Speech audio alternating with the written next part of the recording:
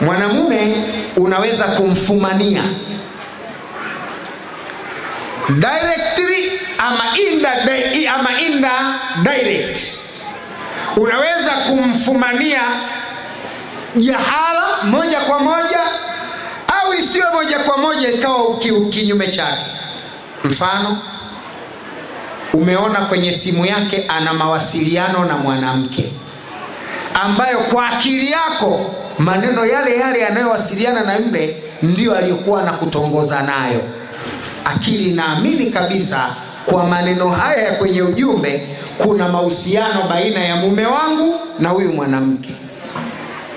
Usikurupuke, utapoteza ushahidi. Usikurupuke, wewe ndio utaambulia talaka. Si umenielewa? Usikurupuke, wewe ndio utaambulia kutelekezwa.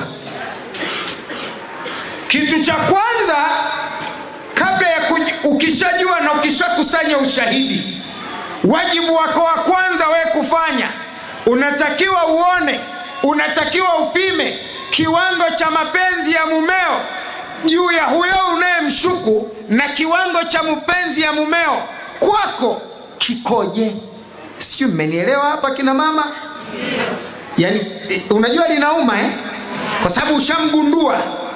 Lakini kwanza usikurupuke, kwanza fanya research, uone kiwango cha mapenzi ya mumeo kwa huyo unayemshuku naye na kiwango cha mapenzi kwake juu yako wewe mkewe. Kiwango cha mapenzi kikubwa cha huyu mwanamume kiko wapi?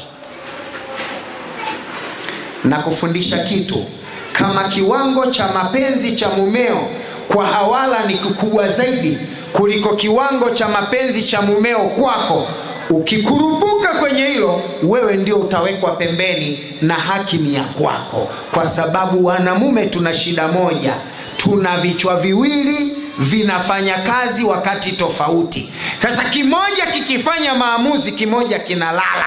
Nilifundisha hili jana, havifanyagi kazi vyote. Sasa bahati mbaya kikifanya kile cha pili maamuzi, ikichapi cha kwanza huwa hakiangalii makosa yake, kinakurupuka. Ndio maana wewe unaweza kumfumania mwanamume, talaka ukapewa wewe, ukarudi nyumbani, au ukatelekezwa wewe na watoto, akaenda kuishi na Hawala nje na akasahau kwamba kazaa na wewe, akaacha mpaka ada ya shule ya watoto, akaacha mpaka mavazi ya watoto, akakunyima mpaka chakula chako na watoto, mpaka baadaye anakuja kugundua kakosea, wewe ushajeruhiwa kitambo. Lakini mengine yanafanywa na wapungufu mlionayo kina mama katika kuyaendea mambo.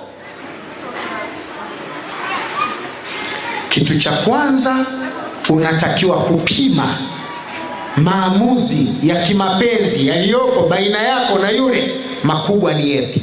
Ukiona yule makubwa kuliko wewe, basi unatakiwa utumie akili ya ziada kuyabomoa mapenzi ya yule. Unayabomoaje? Kwanza wewe ongeza mapenzi kwa mumeo kama hakuna kitu kimepita, na mfukoni una ushahidi kwamba ana mwanamke mwingine. Wakati unaongeza mapenzi baina yako na mumeo atafika mahala atarudisha mapenzi wapi? Kwako. Akisharudisha mapenzi kwako na ukagundua mapenzi ya mumeo kwako sasa ni makubwa kuliko upande wa pili, au yana balance na wewe una ziada ya watoto na ndoa, hapa sasa ndio unatafuta busara ya kumuonesha mumeo kwamba wewe huwa unaumia ukimuona mumeo anachepuka. Akipinga ndio unamwambia, najua hata fulani una mahusiano naye muda mrefu, lakini kwa namna ninavyokupenda nimeamua kuyaacha kwanza, ili siku moja nijue mimi ni nani kwako na yeye ni nani kwako. Kibinadamu nafikia anasema huyu mwanamke wa ziada sana. Ndio maana sisi wanamume hukaa katika vijiwe tukaambizana, kwani wewe mkeo ana sifa gani? Tunaanza kuelezana, mimi mke wangu mvumilivu. Jamani, sikieni hivyo hivyo. Inafikia mahala mwanamume anasema, mimi kitieti yange mjue na hangaika, lakini mimi mke wangu ni mvumilivu sana, na kwa uvumilivu wake tu simuachi na sioi mke mwingine. Hujawahi kusikia wanamume wanasema hivyo? Wapo. kwa sababu umeweza kucontrol yale ambayo yangempelekea mumeo kufanya maamuzi ya kukuathiri wewe, kuathiri watoto na kizazi kinachowazunguka. Kwa jambo la kwanza ni kusoma kiwango cha mapenzi cha mumeo baina yako na yule anayekompiti na wewe katika mapenzi au kushare na wewe katika mapenzi.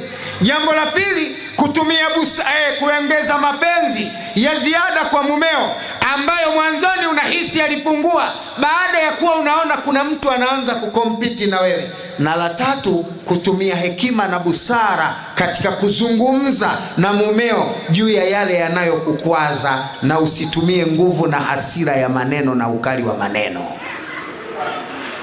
Ukiweza kufanikiwa kuishi hivi, mume utakuwa ushamroga katika mrogo ambao hachomoki. Labda libakie gumegume liloshindikana na Mtume, maana hayo yako hayaishaji hayo magumegume. Kwa hiyo tunapozungumzia swala zima la namna gani unaweza kuyaendea mambo ya kuiboresha ndoa yako, kwanza unatakiwa haya uyazingatie.